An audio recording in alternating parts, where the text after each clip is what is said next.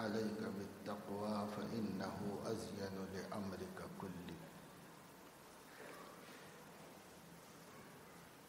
وقال عليه الصلاة والسلام عليك بتلاوة القرآن فإنه زخر لك في السماء ونور لك في الأرض، أو كما قال عليه الصلاة والسلام.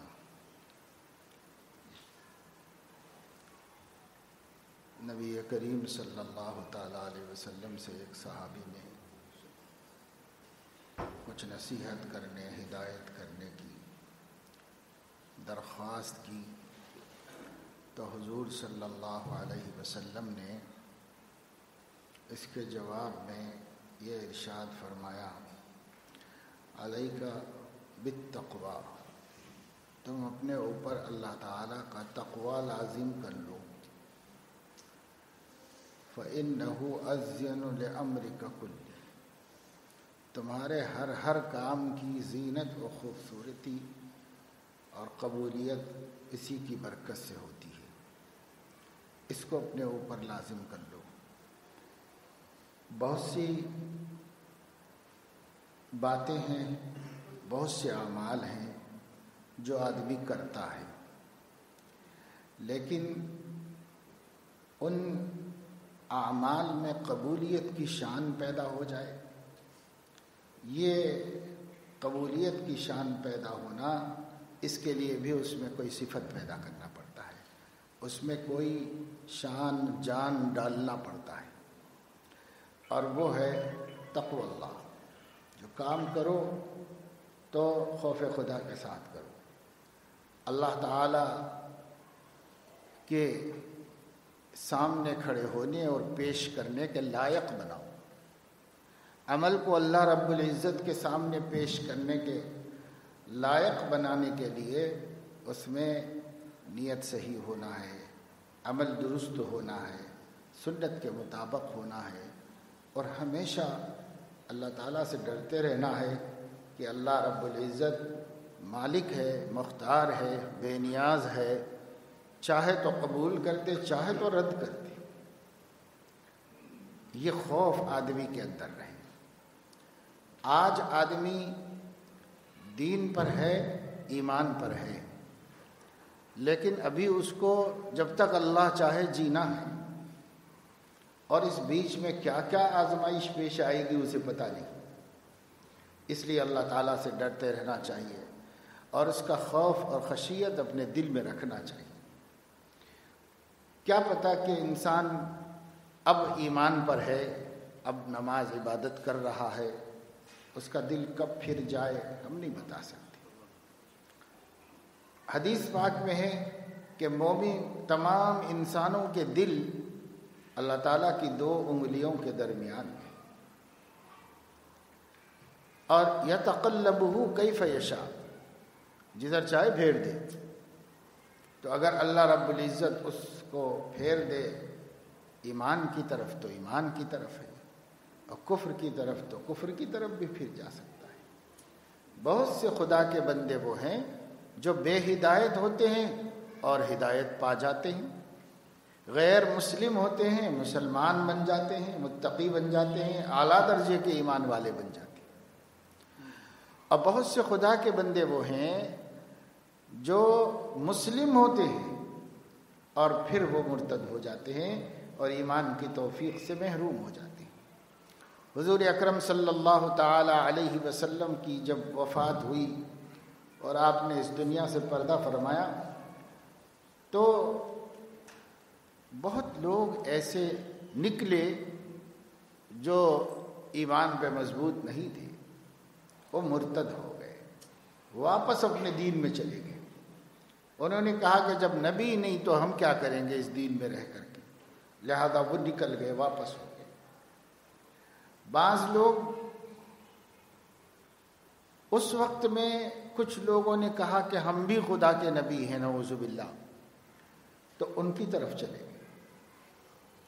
اسلام میں تھے لیکن مسلمہ کی پارٹی میں چلے گئے، اسلام میں تھے لیکن سجا کی دھوکے میں آ گئے۔ ایک عورت تھی عرب میں، بہت اچھی عربی بولتی تھی. وہ یہ سمجھی کہ شاید زبان کی فصاحت و بلاغت کو نبوت کہتی، لہذا حضور صلی اللہ علیہ وسلم چونکہ معجزے کے طور پر قرآن پیش کرتے تھے، اور قرآن بہت فصیح و بلیغ کتاب ہے، اور اس کتاب کے سامنے بڑے بڑے عربوں نے صرف اس کی زبان سے متاثر ہو کر ہتھیار ڈالا اور مانا کہ یہ کلام انسان کا نہیں ہے، لیس ھذا من کلام البشر، یہ بشر کا کلام نہیں ہے. تو وہ یہ سمجھی کہ بہت اچھی عربی بولنا آ جائے تو ہم بھی دعویٰ کر سکتے ہیں. اس کی زبان بہت عمدہ تھی، وہ بہت فصیح گفتگو کرتی تھی. اپنی گفتگو سے دھوکہ کھا کر، اپنی زبان دانی سے دھوکہ کھا کر اپنے آپ کو مسلمان نبی کہہ بیٹھی. اور جب اس نے نبوت کا دعویٰ کیا اور ادھر حضور علیہ السلام کا وصال ہوا، تو اس وصال کے صدمے میں بعض مسلمان اس کی طرف چلے گئے اور کہنے لگے کہ یہ نبی تو انتقال کر گئے، مردہ نبی سے زندہ نبی بہتر ہے، ادھر چلے گئے لوگ. یہی دھوکہ ہوا ہندوستان میں. جب مرزا غلام احمد قادیانی نے نبوت کا دعویٰ کیا تو لوگوں نے کہا کہ بھائی زندہ نبی بہتر ہے، اور اس نے کہا کہ حضور علیہ الصلاۃ والسلام جو نبی ہیں یا جو نبوت کسی کو دی جاتی ہے تو نبوت رحمت ہے یا نہیں ہے؟ نبوت تو رحمت ہے بھائی، کون انکار کر سکتا ہے؟ لوگوں کی ضرورت ہے یا نہیں ہے؟ لوگوں کی بھی ضرورت ہے. تو کہا جب یہ لوگوں کی ضرورت ہے اور اللہ کی رحمت ہے تو بند کیسے ہونا چاہیے؟ وہ بند نہیں ہونا چاہیے، اس لیے اللہ نے اب مجھے نبی بنا دیا. تو عام آدمیوں کی سمجھ میں اس کی بات آ گئی، اس واسطے کہ آدمی گفتگو کرتا ہے، ہر ایک کی فہم علیحدہ ہوتی ہے. بعض کو وہ بات اچھی لگتی ہے، سچی لگتی ہے، تو لوگوں کے ذہن میں بات آ گئی کہ ہاں صاحب نبوت رحمت ہے تو باقی رہنی چاہیے، اور ضرورت ہے تو پوری ہوتی رہنی چاہیے. سمجھ میں آ گئی بات کہ ہوا ضرورت ہے، کبھی روکی اللہ نے؟ نہیں روکی. پانی ضرورت ہے، کبھی اللہ نے روکا؟ نہیں روکا. تو نبوت ضرورت ہے، اس کو کیسے روک دیا جائے گا؟ تو ابھی ایک منطق تھی، صرف اس گفتگو کا ایک انداز تھا جو لوگوں کو متاثر کر گیا، اور بہت سے لوگ اس کی طرف ہو گئے، ہوتے جاتے ہیں. آج بھی کچھ نہ کچھ بد نصیب پھر جاتے ہیں دین سے، اور ایسی باتیں مان لی اور ادھر جھک گئے، اور اپنا حقیقی دین، اصلی نبی، سچا نبی، اس کو چھوڑ دیا اور جھوٹے کے پیچھے پڑ گئے. تو اللہ بے نیاز ہے نا، اللہ رب العزت جس کو چھوڑ دے بس وہ چھوٹ گیا، اور جس کی ڈوری اللہ کے ہاتھ میں رکھی ہوئی ہے وہ پتنگ نہیں ضائع ہونے والی ہے. جو کٹ گئی بس، اس کا کوئی پرسان حال. جس کو اللہ نے چھوڑ دیا اس کے حالات کے حوالے کر دیا. حدیث میں ہے کہ اللہ رب العزت بعض بندے جب مغرور ہو جاتے ہیں تو اللہ ان کے حالات کے حوالے کر دیتا ہے. خود ہی سمجھو اور خود ہی ہدایت کو ڈھونڈ کے لاؤ اور خود ہی نجات پا جاؤ. کہاں سے پا جاؤ گے؟ کر لو خود ہی، ہماری ضرورت نہیں. ہم دستبردار ہو جاتے ہیں، اور جب اللہ کسی کی ہدایت سے دستبردار ہو جائے تو اس کو کون ہدایت دے سکتا ہے؟ من یہد اللہ فلا مضل لہ ومن یضللہ فلا ہادی لہ. اس لیے اسی وقت اللہ نے صحابہ کرام کو دکھایا کہ سب یہ کچھ ادھر جا رہے ہیں، کچھ ادھر. اور ایک مسلمہ تھا، اس کو بھی خیال ہو گیا تھا کہ وہ نبی ہے، مال کی محبت میں نبی بن گیا. وہ یہ سمجھا کہ جب فتوحات ہو رہی تھی اور مکہ مکرمہ فتح ہو گیا اور حضور علیہ الصلاۃ والسلام نے خیبر فتح کیا، بنو قریظہ اور بنو نذیر اور بنو قینقاع جیسے یہودی بستیوں کو خالی کرا کر ان کی ساری زمینیں اور ان کی ساری دولتیں بحق حکومت ضبط فرما لی اور پھر وہ مجاہدین میں تقسیم کروا دیں، تو پھر سب لوگ مرفع ہو گئے.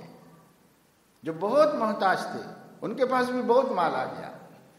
مہاجرین جو انصار کے رحم و کرم پر تھے وہ بھی زمیندار ہو گئے، باغوں والے ہو گئے، کھیتوں والے ہو گئے.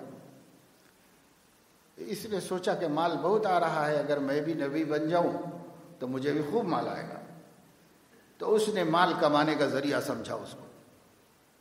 جس کا جتنا حوصلہ ہوتا ہے وہیں تک اس کی سوچ ہوتی ہے.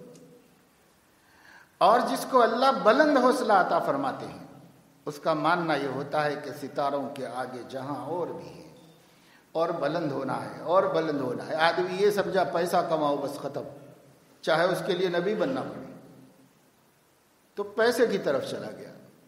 مرزا کا بھی ایک قصہ تھا. وہ چاہتا تھا دولت، اور انگریزوں نے کہا کہ یہ آدمی اپنے کام کا دکھ رہا. ان لوگوں نے اس کے لیے وظیفہ مقرر کر دیا اور جو کہلوانا چاہ کہلوا لیا اور جو بلوانا چاہ بلوا لیا. جیسے آج ملک کے اندر ہو رہا ہے، لوگوں کو عہدے دے دیے گئے، منصبیں دے دی گئی، ہڈیاں ڈال دی گئی، جو فیصلے کرانا ہے کراؤ. قادیانی سے بھی یہی کیا گیا. وہ چاہتا تھا دنیا دے دی گئی اس کو اور دنیا سے خوش ہو گئے. رضوا بالحیات الدنیا واطمأنوا بها والذین هم عن آیاتنا غافلون. کچھ بندے بس دنیا کے ملنے سے راضی ہیں، دنیا مل جائے بس ختم، اسی سے مطمئن اور خوش ہیں، اور ہمارے احکام سے غافل ہیں. ہماری تعلیم، ہماری ہدایت، ہماری دعوت اس کو کچھ نہیں سمجھتے. دنیا ملنی چاہیے، دنیا بالکل درست رہنی چاہیے، اچھی رہنی چاہیے. اچھا کھاؤں، اچھا پیوں، اچھا رہوں، اچھی سواری، اچھا منصب عہدہ، اچھا بنگلہ، اس سے آگے کچھ سوچا ہی نہیں.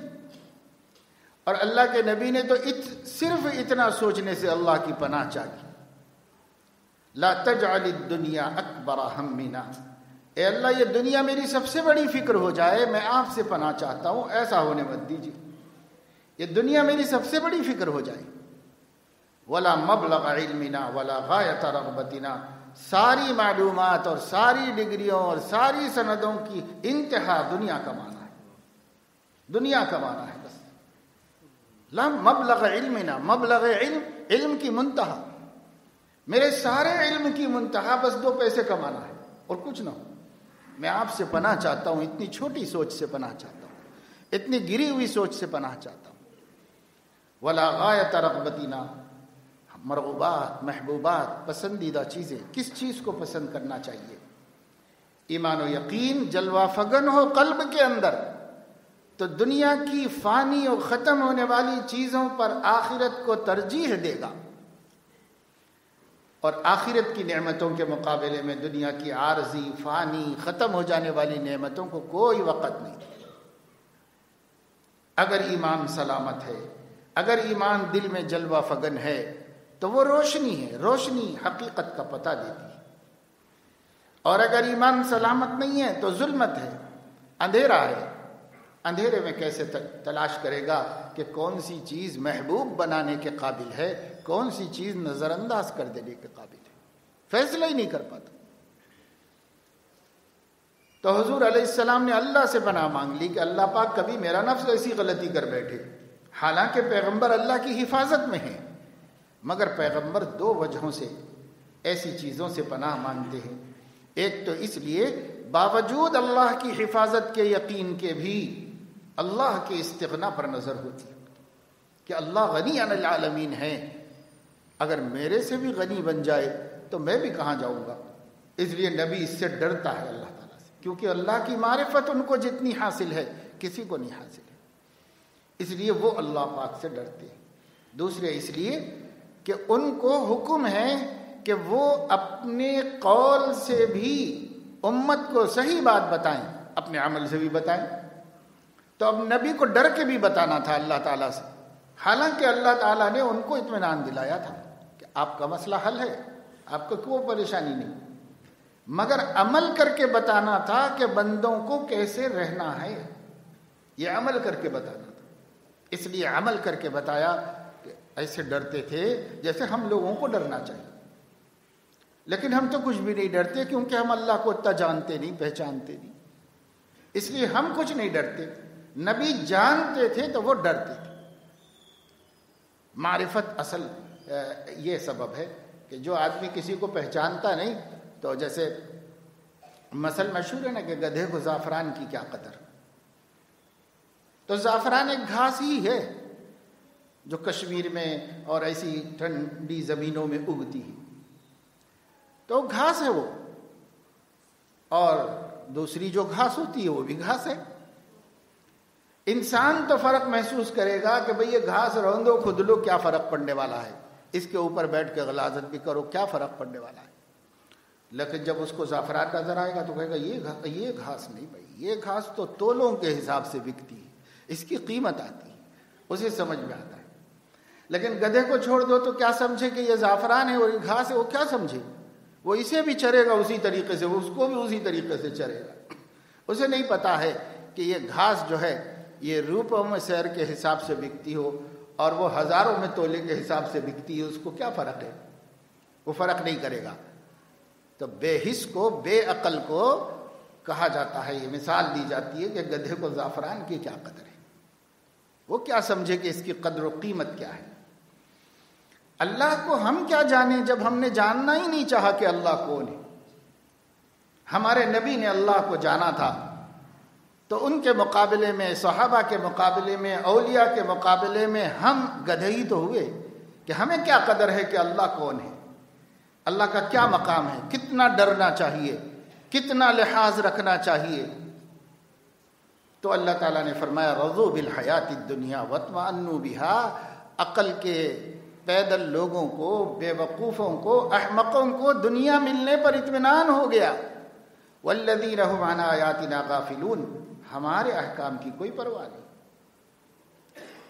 دنیا رشوت سے ملے تو بھی خوش، دنیا سود سے ملے تو بھی خوش، دنیا کسی کا میراث دبا کے ملے تو بھی خوش، اور دنیا کسی کا حق مار کے ملے تو خوش، دنیا قرضے ڈبا کے ملے تو خوش۔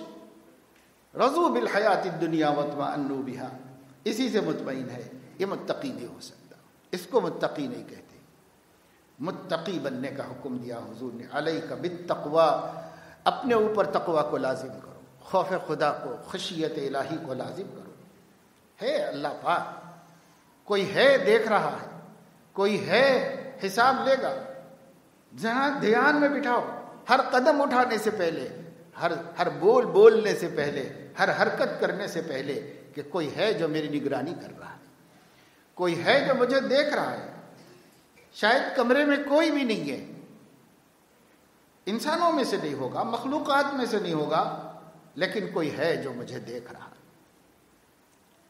پہلے لوگ گڑبڑ کر دیتے تھے، آفسوں میں بیٹھ کے ٹائم خراب کرتے، سوتے، اپنے کام کر لیتے، لیکن جب اب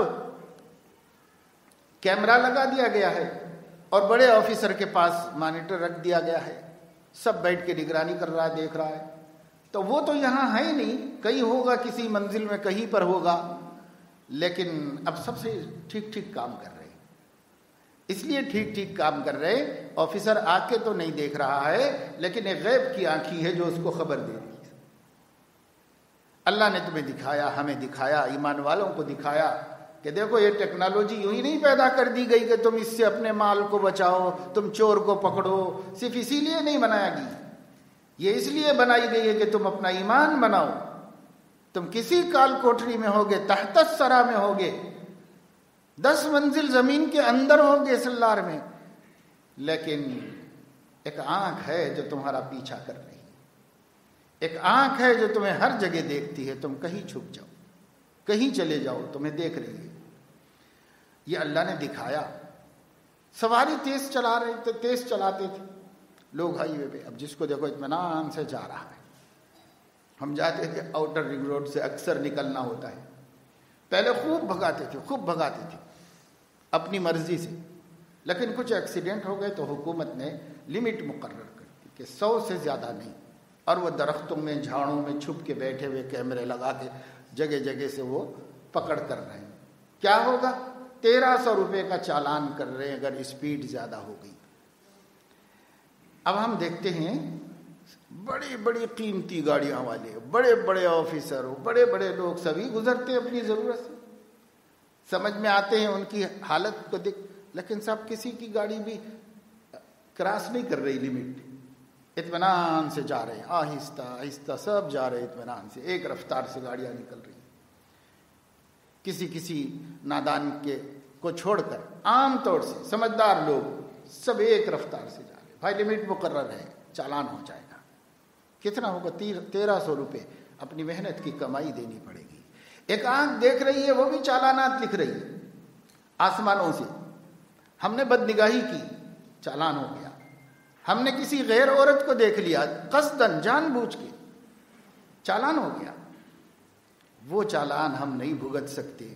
یہ چالانات تو ادا کر کے چلو چھٹی کریں گے کبھی، لیکن وہ چالان ہم نہیں ادا کر سکتے. وہ برابر دیکھ رہا ہے. ناحق مال کما دیا، دھوکہ دے دیا، قسم کھا کے مال بیچ دیا. اللہ کے نبی صلی اللہ علیہ وسلم نے فرمایا اللہ نظر رحمت بھی نہیں کرے گا اس کے اوپر جو جھوٹی قسم سے اپنے مال کو عمدہ بتا کر دے دیا. لوگوں یہاں تو بک گیا، پیسے بن گئے، لیکن اللہ کی نظر رحمت کے جس وقت محتاج ہوں گے اللہ اس کو دیکھنا بھی گوارا نہیں کرے. لیکن کر رہے ہیں لوگ، کیونکہ اس کی آنکھ دیکھ رہی ہے، اس کا کوئی خوف نہیں. نگرانی کر رہا ہے اللہ تعالیٰ. ستر العرش مسبول علینا وعین اللہ ناظرۃ الینا. اللہ کی آنکھ ہمیں دیکھ رہی ہے، اللہ کی آنکھ ہمیں دیکھ رہی ہے. کہیں کرو چھپ کے کرو، کہیں جاؤ، کوئی جگہ چھپنے کی نہیں. اس لیے سفیان ثوری رحمہ اللہ عظیم محدث بھی ہیں، بڑے اللہ والے بھی ہیں. کسی نے ان سے کہا کہ مجھے فلاں گناہ کرنے کو بہت بے چینی ہو رہی. تو کہا کہ اچھا ٹھیک ہے، ایسا کرو، کر لو، مگر کسی ایسی جگہ پہ کر لو جہاں کوئی بھی نہ دیکھ رہا ہو. ایسی جگہ پہ چلو جاؤ. پہلے تو کہا کہ چلو، بڑے عالم نے اجازت دے دی. لیکن پھر ذرا سا توجہ کیا، سمجھ میں بات آئی. پھر اس نے کہا کہ حضرت لوگوں سے تو بچ سکتا ہوں لیکن اللہ کی نظر سے نہیں بچ سکتا. کہا پھر کہاں جا کے کرو گے؟ ہے کوئی جگہ تو جا کے کر لو جہاں اللہ بھی نہ دیکھے تمہیں. نافرمانی آنکھوں کے سامنے کیسے کرو گے؟ اور اگر اللہ ہر جگہ دیکھ رہا ہے تو اس دنیا میں کوئی جگہ نہیں ہے جو تم یہ خواہش پوری کر سکو. کوئی جگہ نہیں. بچو، گناہ سے اپنے کو بچاؤ. یہ تقویٰ ہے. جہاں انسان کرنے کا کام چھوڑنے کی صورت بن جائے، نفس ایسا کر دے، تو وہاں تقویٰ مدد کرنے کے لیے آئے گا. مگر تقویٰ ہو نا ہمارے پاس. وَتَزَوَّدُوا فَإِنَّ خَيْرَ الزَّادِ التَّقْوَىٰ وَاتَّقُونِ يَا أُولِي الْأَلْبَابِ. اللہ تعالیٰ نے فرمایا حج کی تیاری کرو، بے زیادہ سفر کے مت نکلو، دوسروں کا بوجھ مت بنو. اپنا سامان، اپنی ضرورتیں سب ساتھ میں لے لو. زاد توشہ، سفر کی ضروریات کو. تو اللہ تعالیٰ نے حاجیوں سے کہا تزودو، تیاری کر لو، اپنی زاد راہ، سامان سفر اکٹھا کر لو تاکہ دوسروں کا بارے گرا نہ بنو، محتاج نہ بنو کسی کے. لیکن اس کے آگے فرمایا ان خیر الزاد التقویٰ. سامان سفر جتنا بھی کرو گے کرو، لیکن یہ نہ بھول جانا کہ اپنے سامان سفر میں تقویٰ بھی رکھنا ہے. تقویٰ وہ بہترین زاد راہ ہے. ان خیر الزاد التقویٰ، یہ بھی رکھ لینا تقویٰ. واتقونی یا اولی الالباب. ارے عقل مندو، مجھ سے ڈرو. کس سے کیا ڈرتے ہو؟ کون ڈرنے کے قابل ہے؟ کون تمہیں ڈرا سکتا ہے؟ مجھ سے ڈرو، میں ڈرنے کے قابل ہوں. میں تمہارا سب کچھ بگاڑ سکتا ہوں، وہ سب کچھ بنا سکتا ہوں. وہ میرے ہاتھ میں ہے. قادر مطلق ہوں، ہر چیز کا مالک ہوں. تمہاری قسمت کا مالک ہوں، تمہارے نصیبے کا مالک ہوں، اچھے کا برے کا مالک ہوں. ڈرنے کے قابل میں ہوں. کس سے ڈرتے ہو؟ واتقونی یا اولی الالباب. عقل بندو، مجھ سے ڈرو، عقل سے کام لو، مجھ سے ڈرو. ہر کوئی ڈرنے کے قابل نہیں ہے کہ تم ان سے ڈر رہے ہو اللہ کو ناراض کر رہے ہو، ان سے ڈر کے اللہ کو ناراض کر رہے ہو، ان سے ڈر کے اللہ کو ناراض کر رہے ہو. ہر کوئی ڈرنے کے قابل نہیں. فلا تخشوا الناس واخشونی. لوگوں سے مت ڈرو، مجھ سے ڈرو. ایایا فرحبون. صرف مجھ سے ڈرو، کسی سے ڈرنے کی ضرورت نہیں. اسی لیے اہل اللہ نے فرمایا جو بندوں سے ڈرتا ہے ساری دنیا اس کو ڈراتی ہے، اور جو اللہ سے ڈرتا ہے سب اس سے ڈرتے ہیں، اس کو ڈرانے کی کسی کو ہمت نہیں۔ کیسے ڈرائیں؟ بادشاہ نے ایک اللہ کے نیک بندے پہ خفا ہو کے کہا کہ کوئی ہے، یعنی خادم کو بلایا ڈرانے کے واسطے ان کو کہ ان کو باہر کرو دربار کے۔ ان کو بھی غصہ آیا، جوش میں آئے، انہوں نے بھی اللہ کے بھروسے پہ کہا کہ کوئی ہے، تو اس کا نوکر تو ابھی آیا نہیں، ایک شیر سامنے نمودار ہو گیا، کیونکہ اس نے کہا بھئی یہ تو اللہ سے ڈرنے والا ہے، کسی سے ڈرنے والا نہیں۔ اللہ سے ڈرنے والے کے لیے اللہ نے فرمایا کوئی تم کو نہیں ڈرا سکتا اگر مجھ سے ڈرو گے، اور مجھ سے ڈرنا چھوڑ دو گے تو سب ڈرائیں گے، ساری دنیا ڈرائے گی، چینٹی ڈرائے گی تم کو، ایک معمولی حقیر فقیر بے ایمان تم کو ڈرائے گا۔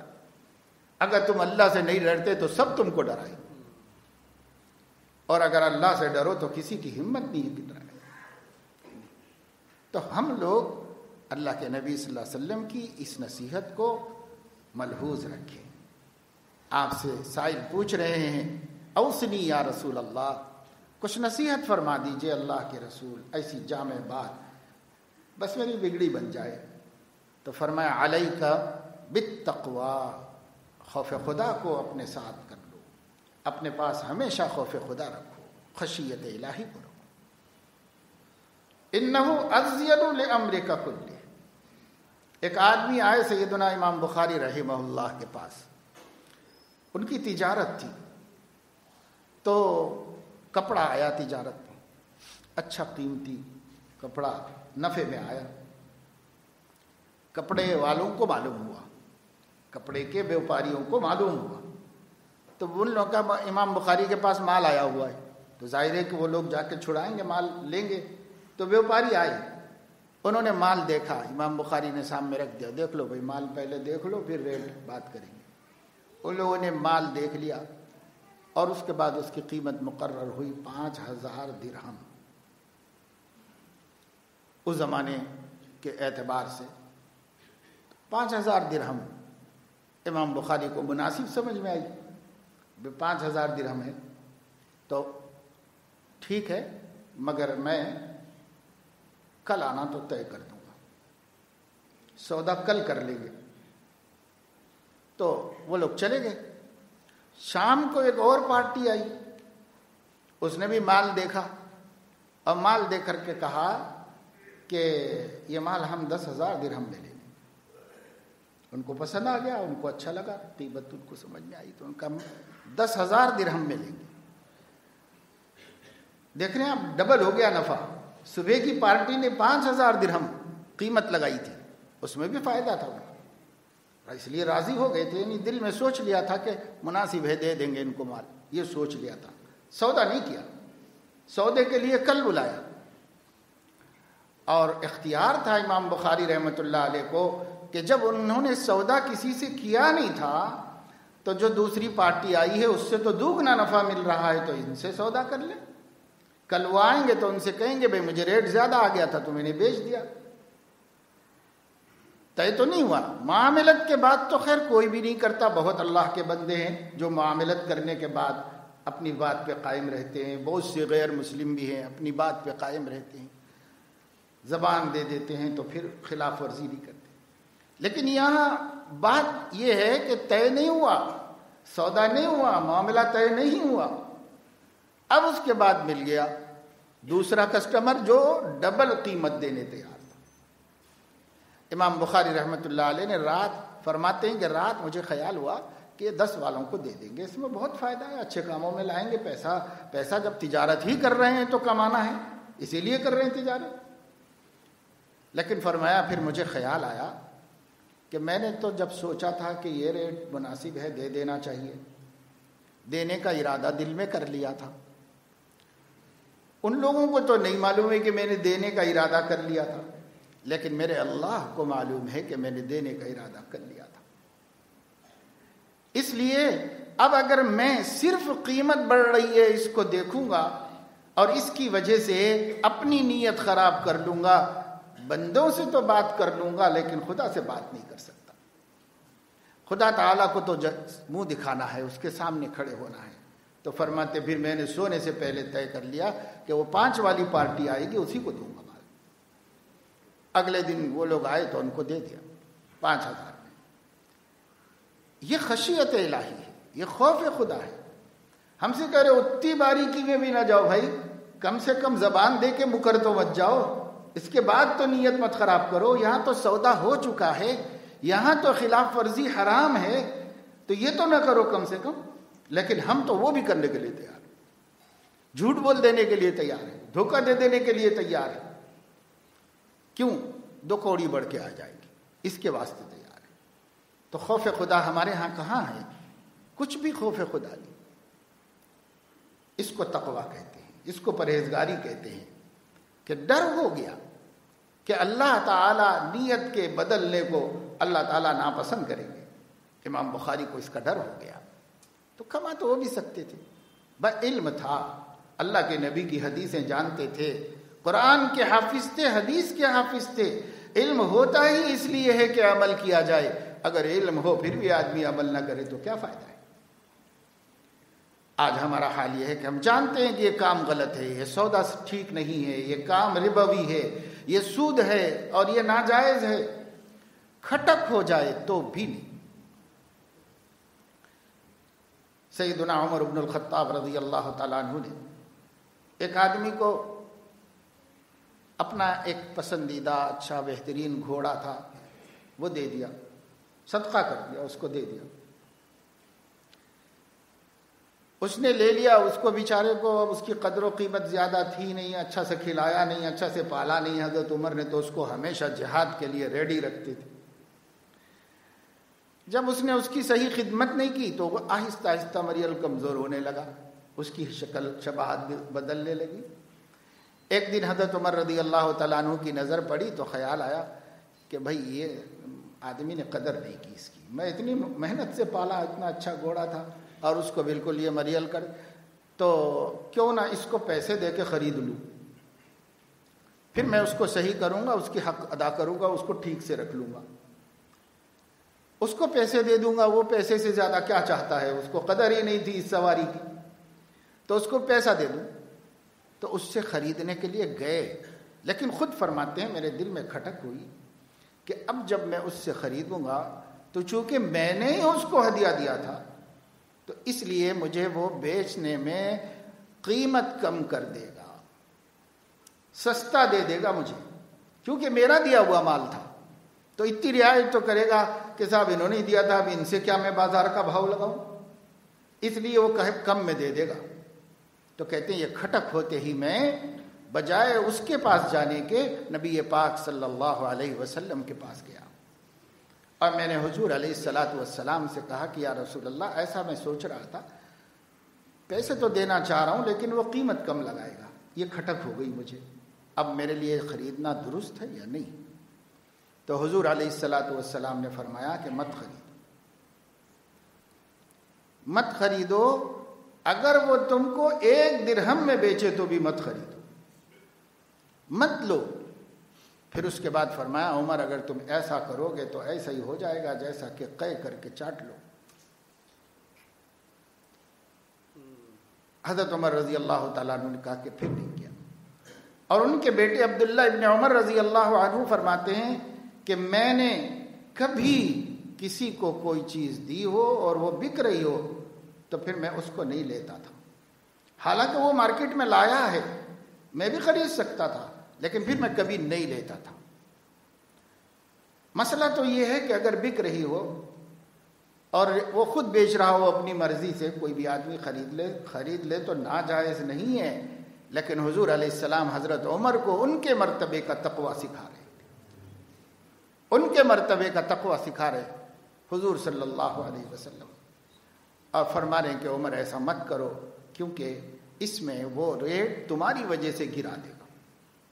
اس لیے علماء اہل اللہ ایسے لوگوں سے کوئی سودا کرنے سے بچتے ہیں جو لوگ ان کی عقیدت اور ان کی محبت میں اپنا نقصان کر لے، ڈر ہو کہ سب یہ نقصان کر لیں گے اور کہیں گے بھئی اتنے بڑے عالم ہیں یا اتنے بڑے بزرگ ہیں ان کو کیا، تو وہ اپنا نقصان کر لے گا۔ جہاں یہ کھٹک ہوتی ہے وہاں سے لین دین بھی نہیں کرتے، کہ ہمارا پریشر پڑے گا، ہمارا اثر رسوخ اس کو دبائے گا، اور یہ پھر کہیں اللہ کے نزدیک حلال نہ ہو تو پھر ہمارا سب کچھ نقصان ہو جائے گا۔ حلال و حرام میں اتنی احتیاط، حلال و حرام میں اس قدر خوف خدا۔ میرے دوستو، اللہ کے نبی کی یہ نصیحت ہم سب محفوظ کریں۔ صحابہ پوچھتے تھے اللہ کے نبی، ان کو کوئی بات بتاتے تھے یا بغیر پوچھے بتاتے تھے، پھر وہ زندگی بھر حرز جان بنا لیتے تھے، کبھی اس کی خلاف ورزی نہیں کرتے تھے۔ اتنا کہا تھا ایک صحابی کو، حکیم ابن حزام رحمہ اللہ، بخاری شریف میں روایت ہے، رضی اللہ تعالی عنہ، بڑے صحابی، جب ضرورت ہوتی تھی حضور کے پاس چلے جاتے تھے، حضور علیہ السلام ان سے فرمایا دے دیتے تھے، کیونکہ آپ دینا ہی جانتے تھے، سب کو دیتے۔ لیکن ایک دن آئے تو کچھ بھی نہیں تھا دینے کے واسطے، فرمایا حکیم اگر میرے پاس ہوگا میں ضرور دوں گا، میں اٹھا کے اپنے لیے نہیں رکھوں گا، تمہیں لوگوں کو دے دوں گا، لیکن اب نہیں ہے کچھ بھی، مگر میں تم کو یہ بتانا چاہتا ہوں کہ ایک آدمی ایک رسی لے کر، دراتی کلہاڑی کچھ لے کر پہاڑ کے دامن میں چلا جائے اور لکڑیاں کاٹ کے لائے یا گھاس کاٹ کے باندھ کے لائے اور لا کر بازار میں بیچ لے اور اس سے کھائے، اس سے بہتر ہے کہ سوال کی ذلت میں مبتلا ہو۔ انہوں نے کہا یا رسول اللہ آج کے بعد کسی سے سوال نہیں کروں گا۔ انہوں نے پھر کبھی کسی سے سوال نہیں کیا، آئے حالات سے گزر گئے مگر سوال نہیں کیا۔ پھر صدیق اکبر رضی اللہ تعالیٰ عنہ نے ان کو کچھ دینا چاہا اپنے دور خلافت میں، انہوں نے ہاتھ جوڑ لیے کہ حضرت میں نہیں لوں گا کچھ، چلے گئے۔ عمر فاروق رضی اللہ تعالیٰ عنہ کے زمانے میں فتوحات آئیں اور انہوں نے مال غنیمت کو تقسیم کیا، حکیم ابن حزام کا حصہ بھی نکالا اور ان کو بلا کر کہا کہ یہ تمہارا حصہ ہے، یہ لے جاؤ۔ انہوں نے کہا میں آپ سے معافی چاہتا ہوں، میں نہیں لوں گا، میں نے اپنے نبی سے عہد کیا ہے کہ میں کسی سے نہیں لوں گا، بس اللہ سے لینا ہے، کسی سے نہیں لینا ہے۔ نہیں لیا۔ حضرت عمر نے مسلمانوں کو بلا کر گواہ بنایا، مسلمانوں میں نے حکیم کا حصہ نکالا ہے، بلا کے دیا ہے، مگر وہ خود نہیں لے رہے ہیں، میں ذمہ دار نہیں۔ تو ایک بات ایک دفعہ حضور نے بتا دی، عمر بھر کے واسطے اس پہ عمل ہے، عمر بھر کے واسطے عمل ہے۔ ہمارے سامنے ہمارے نبی کی باتیں آتی ہیں، ہم سنتے ہیں، اس کان سے اس کان سے جھڑا دیتے ہیں، ہمیں عمل میں اس کی کوئی حاجت نہیں ہوتی، ہمیں عمل کرنے کے لیے اس کا کوئی تقاضا نہیں ہوتا۔ اس لیے ہمیں چاہیے کہ یہ نصیحت اور نصیحتیں فرمائیں۔ وہ کہتے تھے زدنی یا رسول اللہ، کچھ بڑھائیے کچھ بڑھائیے، پھر دوسری کی، پھر تیسری کی، پھر چوتھی کی، یوں نصیحتیں کرتے چلے گئے۔ لیکن ایک ایک نصیحت سمجھانے کو حضور کی زبان سے تو اتنا سا جملہ نکلتا تھا، اور صحابہ کو بھی اتنا نور ایمان تھا کہ وہ نبی کی باتوں کو آسانی سے سمجھ لیتے تھے۔ ہم لوگوں کو ایک ایک بات کو سمجھنے سمجھانے میں، ایک بات سمجھنے میں 1 گھنٹہ نکل جاتا ہے، لیکن بہرحال حضور علیہ الصلاۃ والسلام کی یہ وصیت ہے۔ انہوں نے کہا اوصنی، کچھ نصیحت خاص کر دیجئے۔ فرمایا علیک بالتقوی، پرہیزگاری اپنے اوپر لازم کر لو، خوف خدا، خشیت الہی۔ اللہ دیکھ رہا ہے، اللہ حساب لینے والا ہے، اللہ پائی پائی، قطرے قطرے، بوند بوند کا حساب لینے والا ہے، اور اس کو حساب لینے کے لیے کسی کی مدد کی ضرورت نہیں۔ وَكَفَى بِنَا حَاسِبِينَ، کفا بنا حاسبین، ہم ہی حساب لینے کو کافی ہیں، کسی کی ضرورت نہیں مدد کرنے کے واسطے، ہم خود حساب لیں۔ اس لیے اللہ کے حساب سے بچنا، اللہ کے حساب کی پکڑ میں نہ آ جائیں، اس سے ڈرتے رہنا، اللہ تعالیٰ کا خوف اپنے اندر رکھنا۔ کوئی کام خصوصاً لین دین اور معاملات و معاشرت و بیوپار ایسا نہ کرنا جس میں ذرا بھی خلجان اور کھٹک رہ جائے، جس میں پکڑ کا خطرہ ہو جائے، ایسا کوئی کام نہیں کرنا۔ تھوڑا کھاؤ، حلال کھاؤ، اچھا کھاؤ، پاکیزہ کھاؤ۔ وہ زیادہ جو اللہ کے غضب اور جہنم کی آگ بن جائے، وہ کائے کو چاہیے ہمیں؟ وہ نہیں چاہیے ہمیں۔ وہ تھوڑا کافی ہے جو ہمارے لیے کسب حلال بن جائے، جو ہمارے جسم کی طاقت بن جائے، جس سے ہم نیکی کر سکیں، وہ خدا تعالیٰ کی بندگی کا فریضہ ادا کر سکیں، یہ کافی ہے۔ یہ ہونا چاہیے آدمی کو۔ یہ اگر ہم اختیار کریں گے تو انشاءاللہ دیکھیے اللہ کے نبی فرما رہے ہیں کہ یہ تمہارے ہر عمل کی زینت ہے. تقوی ازین لامرک کلہ، تیرے ہر کام کی زینت ہے. یہ اس کی شان قبولیت ہے. جو کام تقوی کے ساتھ کیا جائے گا اللہ کے ہاں مقبول ہو جائے گا، اور جو اللہ کے ہاں مقبول ہو جائے گا وہ ہمارا آخرت کا ذخیرہ بن جائے گا. جب ہم وہاں جائیں گے تو کام آئے گا. تو تقوی، پرہیزگاری، خوف خدا ایک چیز میں نہیں ہوتا، ہر چیز میں ہوتی ہے. عبادت میں تقوی، عقائد میں تقوی، اور توحید میں تقوی، اور اسی طریقے سے نماز روزے میں تقوی، لین دین میں تقوی، ایک دوسرے کے حقوق ادا کرنے میں خوف خدا. ہر چیز میں خوف خدا کہ ہم محتاج ہیں اور وہ ہمیں اس کی ضرورت ہے. اس لیے اللہ کی عظمتوں کو جانیے، پہچانیے، اس کا مذاکرہ کیجیے. اللہ کتنے بڑے ہیں، کتنی طاقت والے ہیں، کیا ان کا مقام ہے، اس کو جانیے، پہچانیے. اللہ کے انبیاء اور صحابہ اور اولیاء اللہ سے کیسے ڈرتے تھے، ان واقعات کو بار بار سوچیے، سنیے، سنائیے، گھروں میں مذاکرہ کیجیے، تاکہ پھر سب لوگ ایسے بن جائیں اور سب لوگوں کو تقوی آ جائے. کیونکہ یہ بڑی دولت ہے جس کی نبی نے وصیت فرمائی ہے. اللہ تعالیٰ اپنے فضل و کرم سے ہم سب کو متقی بنائے اور ہم سب کو اعلیٰ مقام تقوی نصیب فرمائے. ہر وقت، ہر حال میں، دن کے اجالے، رات کے اندھیرے میں اپنے دیکھنے کا استحضار اور یقین ہمیں نصیب فرمائے. وآخر دعوانا ان الحمد